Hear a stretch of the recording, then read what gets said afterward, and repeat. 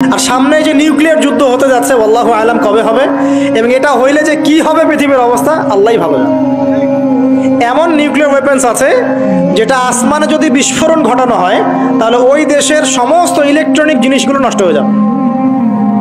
বুঝতে পারেন না এই কথা? বোম মারতে হবে না পৃথিবীতে, মাটিতে বোমটা মারতে হবে না, আসমানে বিস্ফোরণ করে দিবে, তাতে আপনার পুরো দেশের যত ইলেকট্রনিক ডিভাইস আছে সব ড্যামেজ। এটা এই যুগ। ওই হিরোশিমা নাগাসাকির কথা মনে আছে?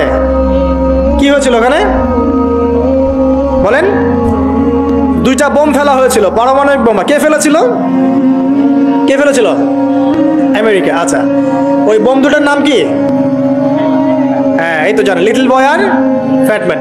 ওই দুইটা বোম পড়ে যে কোটি কোটি মানুষ মারা গেল, এখন পর্যন্ত জাপানের মানুষ তার তেজস্ক্রিয়তায় ভোগে। এখনকার পারমাণবিক ওয়েপন্সগুলো তার চেয়ে অনেক অনেক অনেক বেশি শক্তিশালী, হাজার লক্ষ গুণ বেশি শক্তিশালী হতে পারে।